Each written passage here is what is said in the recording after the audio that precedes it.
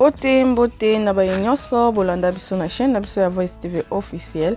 Mbote na mino bisika nyonso bozali, j'espère que bino nyonso bozali bien na bandako elongo na mabota. Biso ça va bien na ngolu na nzambe azobatela. Merci na ndenge bozwaka temps na mino ya kotala bilema na biso. Tikete nzambe na lola amona mino pe apambola mino. Na souhaiter la bienvenue na ba nouveaux abonnés. Merci na ba visiteurs et merci na bino nyonso. Vraiment merci nzambe na lola amona mino. Bandeko lelo toza na recette na biso ya mikila. Donc tu réaliser ensemble na bino et la recette moko est vraiment simple et facile. Déjà to sokola ki mikila na biso eza propre et to le kaskoyo na étape na biso ya ko banda kolamba yango. Awa naza na demi litungulu nanga ya rouge nazo kata mais na kata on peut nyo sauter na kata juste mokie pour na et permettre nga na tokisa mikila. Donc tout ça vraiment simple. Tu as vraiment besoin de garder goût wana ya mikila. Mikila déjà yango moko normalement ils a vraiment na goût nango. Donc tu as vraiment bloqué belé te pour na eza bien. Awa tout ça na assaisonnement na biso ya blessing flavor. Chandambu.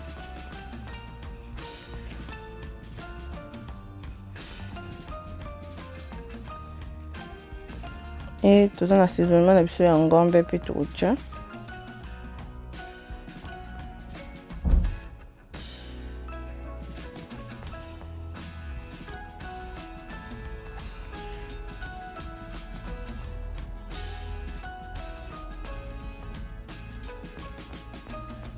Tout ça na ail na biso to râper.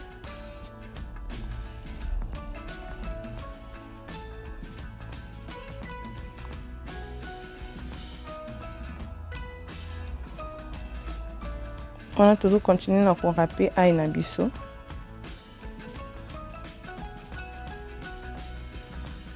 Et tu as na tangawis na biso pe to ko râper en haut.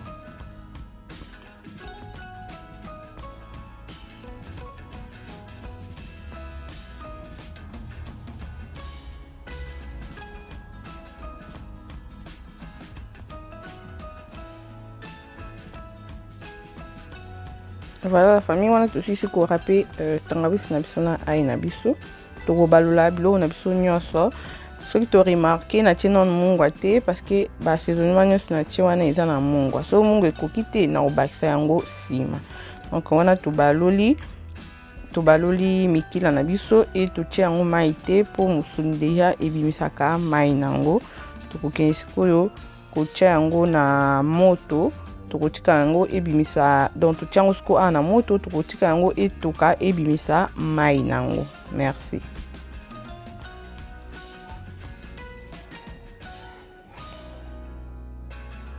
Voilà la famille, wana tozongi juste pour contrôler nzungu na biso.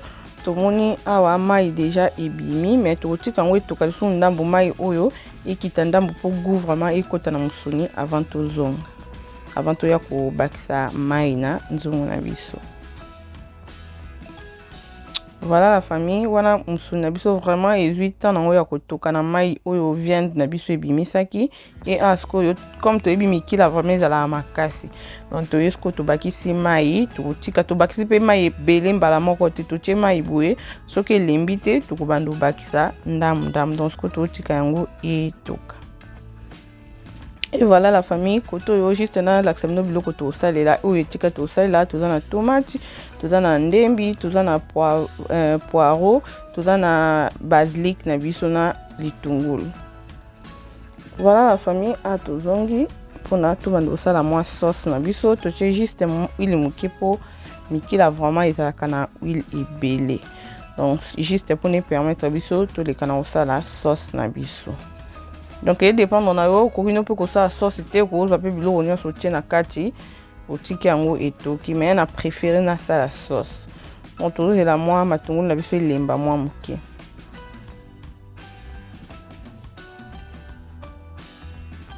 Voilà on a tozongi matungulu na biso lembi moi ndambo et biloko na biso oto tikala ki nango awa toniki tomate toniki poireau toniki ndembe na biso na ail na biso o etikalaki yango na toyi awa donc comme to lobi to cha vraiment bloqué belete donc to niki yango mais na niki yango pe poto te bandeko comme na linga te mais soko lingi okonika na poto donc sali na choix ezo dépendre na mutu ndenge alingelaka kolela biloko na ye donc na niki yango mais ndeti na kati yango eti mwa ba morceau mike emonana voilà tokotika sikoyo tokobalula tokobanda kobalula awa tokotika tomate na biso ebela voilà tolanda juste image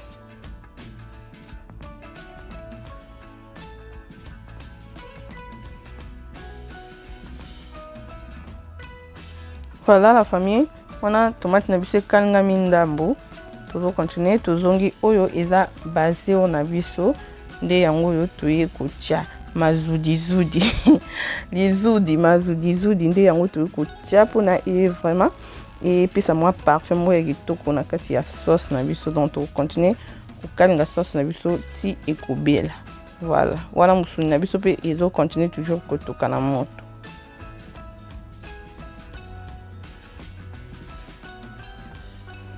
Voilà la famille awa tomate na biso ebeli nango et vraiment kala te tozokende kosangisa yango sikoyo na mikila na biso. Voilà mikila na biso yango yo ezo continuer toujours kotoka donc wana sauce na biso ebeli tozwi sauce na biso tosopi yango na kati ya mikila pona mikila boye soko préféré pe okalinga ou bien otia na four okoki mais nga nalingaki vraiment eza simple nalingaki vraiment kokende gauche droite te nalingaki vraiment soupe na nga ezala simple voilà totie yango wana tokobakisa siko mai tobakisa mai tokotika mikila na biso etoka comme ça soki etoki après tokokita moto pona vraiment ezwa tana yango ya kobela bien.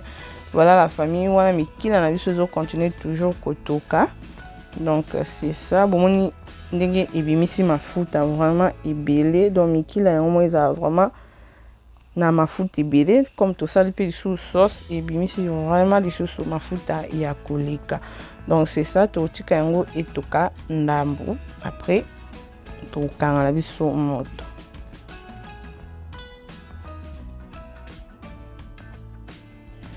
Voilà la famille wana mikila na biso etokaki tokangaki moto totiki yango pona e permettre que sauce na biso kita na se mafuta emata likolo pona tolongola mafuta comme toyebi mikila ezala na mafuta ebele et tosaki lisusu sauce donc ebakisi lisusu mafuta ebele lo tosala tokangaki siko moto totiki mafuta ani emata likolo pona e permettre biso sikoyo tolongola mafuta na poto muta olia alia na kimia po tala ka bo servir moto oye na sani mafuta nyonso emati likolo ezotala kaka ezobina bo ezoloba ngai yo donc au moins mutu mususu ko bongo azalaki ata azali na posa olia talika mafuta bo alobi na moni place na ngai eza te atiki mbala moko lia obi apeti mbala moko ikimi donc tozolongola mafuta na mikila pona eza vraiment batu balia bien donc eza pe mafuta ebele boye pe na santé eza bien te. Voilà la famille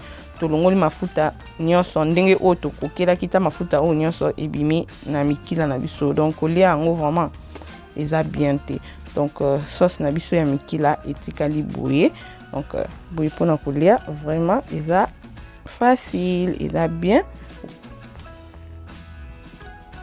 voilà.